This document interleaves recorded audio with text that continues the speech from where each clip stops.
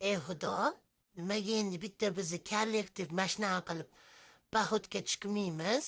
Hammani kollektivi chiqyapti-kanu. Rossayam chiqqim kelyapti. Uni Chinar to'yga boraman deydi. Gulhayodi qaynotasini dinrajdeniyasi ekan. Malohat Sabirovnani bitta nozik joyga taklif qilishibdi. Endi biz nima qilaylik? Bizni birov bir yerga taklif ham qilmaydi. Hech bo'lmasa shunaqa wow kartoshkalardi. Voy, mana uni achkisini qaranglar endi.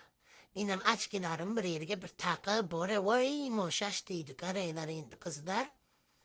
Boraylik.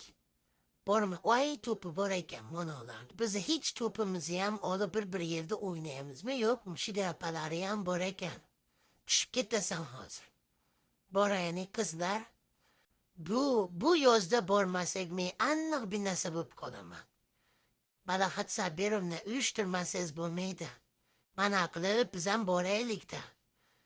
Buni qarang, dasturxonni gullik ekan. Voy, olmalar mayli oddiygina bo'lib, uni ko'chadan oddiy pistalarni olib, go'ralarni olib biz ham bir o'tirib kelmasak bo'lmaydi.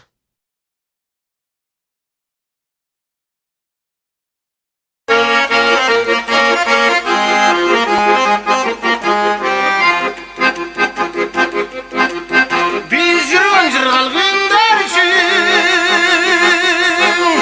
biz yürüncü par günderçi. Yıldız sana basmandı, nacır kalan erkek ündürçü.